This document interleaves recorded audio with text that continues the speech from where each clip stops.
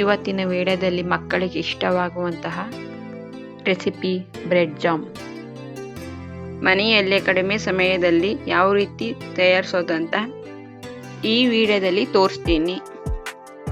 ನಾನಿಲ್ಲಿ vegetable ಫ್ರೂಟಿಂದ jam ಮಾಡ್ತಿದ್ದೀನಿ. ಬೇಕಾಗಿರುವ ಪದಾರ್ಥಗಳು: 1 ಬೀಟ್ರೂಟ್, 1 ಕ್ಯಾರೆಟ್, 2 ಸೇಬು, ಸ್ವಲ್ಪ ನಿಂಬೆಹಣ್ಣು, ಬ್ರೆಡ್ ತಗೊಂಡಿದ್ದೀನಿ. ಮೊದಲಿಗೆ ಒಂದು ಕುಕ್ಕರ್ ಇಟ್ಟು ಹುರಿದಿರುವಂತಹ ಸೇಬು, ಬೀಟ್ರೂಟ್, ಕ್ಯಾರೆಟ್, ಸ್ವಲ್ಪ ನೀರು, ಕುಕ್ಕರಿನ ಮುಚ್ಚಳ ಮುಚ್ಚಿ ಒಂದು ವಿಸಿಲ್ ಕೂಗಿಸ್ಕೊಳ್ಳೋಣ. 1 ವಿಸಿಲ್ ಕೂಗ್ತು ಯಾವ ರೀತಿ ಬೆಂದಿದೆ ಅಂತ ಈಗ ನೋಡಿ.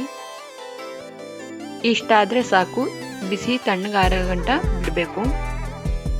ಈಗ ತಣ್ಣಗಾಗಿದೆ. ಒಂದು ಮಿಕ್ಸಿ ಜಾರಿಗೆ ಹಾಕೊಳ್ತಿದ್ದೀನಿ. ಅದೇ ಬೆಂದಿರುವಂತಹ ನೀರನ್ನು ಕೂಡ ಅದಕ್ಕೆ ಸೇರಿಸಿ ರುಬ್ಕೊಳ್ಬೇಕು.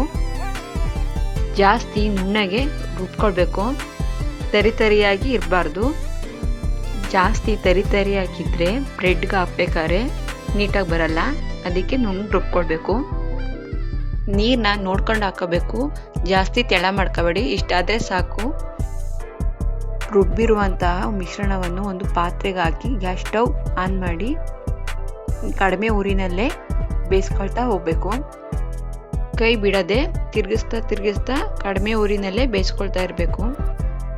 ಈ ಥರ ವೆಜಿಟೇಬಲ್ ಫ್ರೂಟ್ ಜಾಮ್ ಮಾಡಿ ಎತ್ತಿಡ್ಕೊಂಡಿರೋದ್ರಿಂದ ಮಕ್ಕಳ ಸ್ಕೂಲ್ ಟಿಫನ್ ಬಾಕ್ಸ್ಗೂ ಕೂಡ ಬ್ರೆಡ್ ಜಾಮ್ ಮಾಡಿ ಹಾಕಿ ಕೊಡ್ಬೋದು.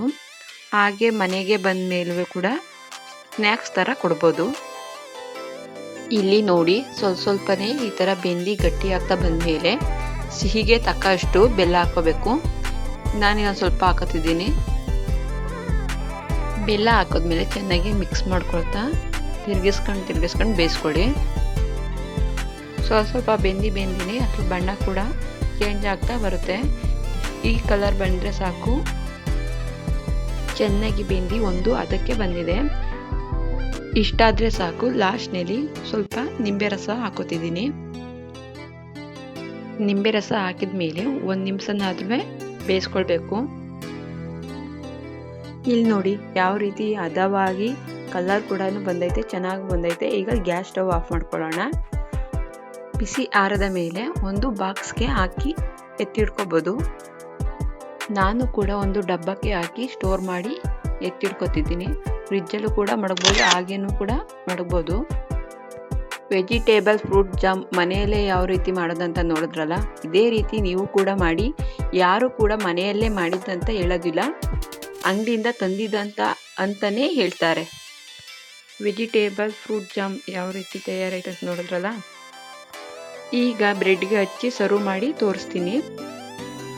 ಇಲ್ಲಿ ನೋಡಿ ಯಾವ ರೀತಿ ಬ್ರೆಡ್ಗೆ ಹಚ್ಬೇಕಾದ್ರೆ ಜಾಸ್ತಿ ತೆಳನೂ ಇಲ್ಲ, ಗಟ್ಟಿನೂ ಇಲ್ಲ, ನಾರ್ಮಲಾಗಿ ಮೀಡಿಯಮಾಗಿ ಐತೆ. ಅದರಿಂದ ಬ್ರೆಡ್ಗೆ ಹಚ್ಬೇಕಾದ್ರೆ ನೀಟಾಗಿ ಮೆಲ್ಟ್ ಆಗ್ತಾ ಹೋಯ್ತದೆ. ಅದರಿಂದ ಬ್ರೆಡ್ಡು ತಿನ್ಬೇಕಾದ್ರೆ ತುಂಬಾ ಚೆನ್ನಾಗಿರುತ್ತೆ. ಇದೇ ರೀತಿ ನೀವು ಕೂಡ ಫ್ರೂಟ್ ವೆಜಿಟೇಬಲ್ ಜಾಮ್ ಟ್ರೈ ಮಾಡಿ ಮನೆಯಲ್ಲಿ.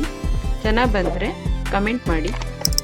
ಇದೇ ರೀತಿ ಇನ್ನಷ್ಟು ವಿಡಿಯೋಕ್ಕಾಗಿ ನಮ್ಮ ಚಾನಲ್ನ ಸಬ್ಸ್ಕ್ರೈಬ್ ಆಗಿ, ಹಾಗೆ ನಿಮ್ಮ ಫ್ಯಾಮಿಲಿ ಫ್ರೆಂಡ್ಸ್ಗೂ ಕೂಡ ಶೇರ್ ಮಾಡಿ.